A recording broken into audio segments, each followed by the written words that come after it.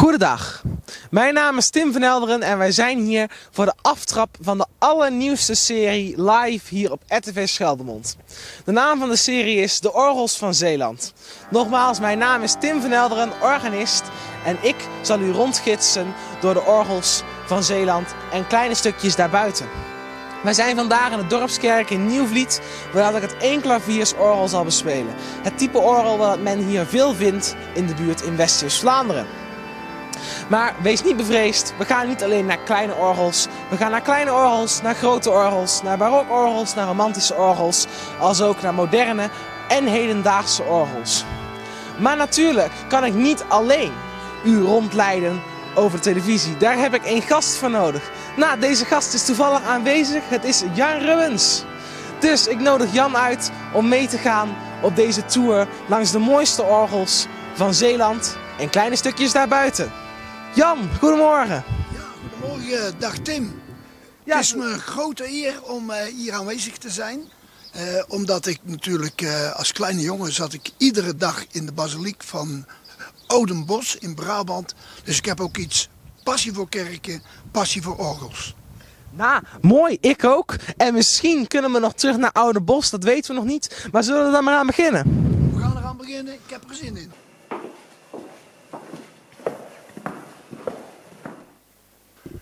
Dankjewel Tim.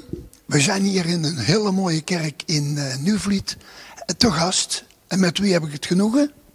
Ik ben Anneke de Helu Schippers en ik ben scriba van de hervormde gemeente in Nieuwvliet. En wat betekent dat, scriba? Ik voer het secretariaat, dus de mails, de inkomende stukken en de notulen van de vergaderingen bijhouden. En wie zijn de eigenaar van deze kerk? De kerk is een eigendom van de gemeente zelf, dus de hervormde gemeente van Nieuwvliet. Welke activiteiten zijn hier in de kerk?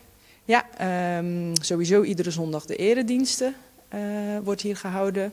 Daarnaast hebben we ook af en toe bijzondere diensten, zoals een huwelijksvoltrekking, ook uitvaarten, recent nog een geloofsbelijdenis. En er worden ook wel andersoortige activiteiten georganiseerd. En dat is bijvoorbeeld zomeravondconcerten in de zomer.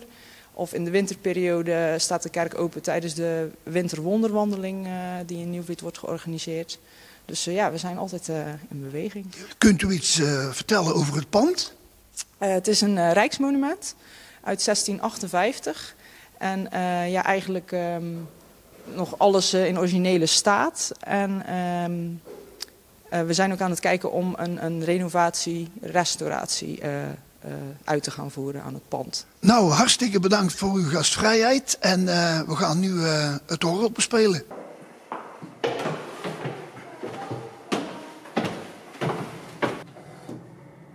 Nou, natuurlijk kan ik een mooie demonstratie geven van dit orgel. En dat is ook ongeveer de reden waarom dat ik speciaal voor dit orgel heb gekozen voor in de eerste aflevering. En dat is omdat dit een mooi klein eenklaviersorgel is zoals men in veel Zeeuws-Vlaamse kerken tegenkomt. We hebben maar 5 registers, een aangehangen pedaal. Dat wil zeggen, er zitten geen aparte registers op het pedaal, helemaal geen diepe basregisters.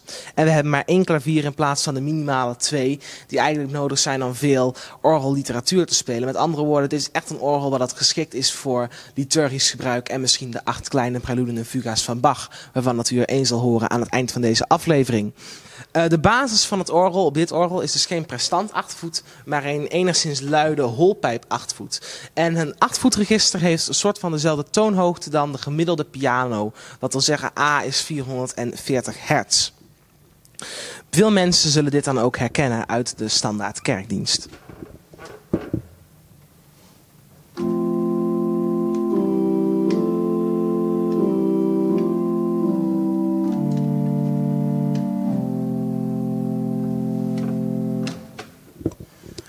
Maar het is niet dat o zo herkenbare orgelgeluid dat men vaak in films hoort. Dat is dit.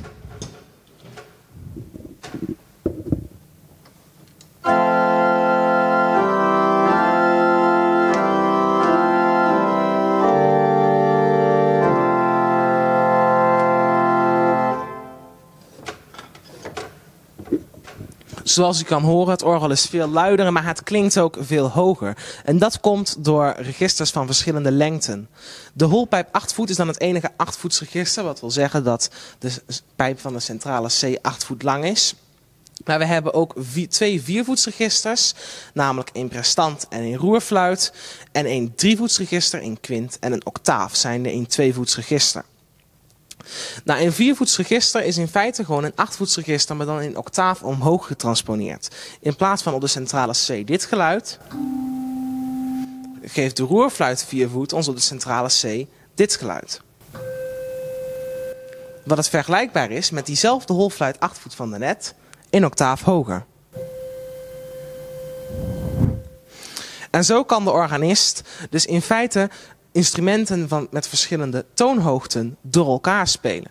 Als we een holfluit, een roerfluit viervoet pakken en een octaaf tweevoet, die dus in principe 2 octaven hoger speelt, krijgen we weer dat echte orgelgeluid.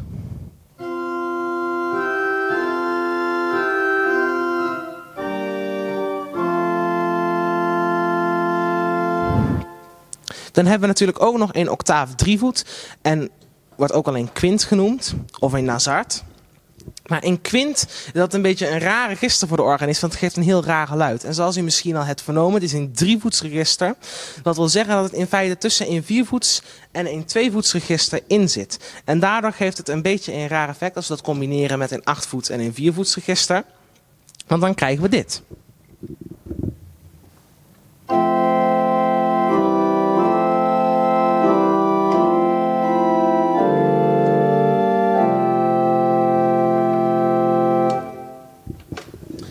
Maar zeker voor de organist om ook een beetje afwisseling te creëren in het liturgisch orgelspel, als ook voor improvisaties, is de kwint van groot belang.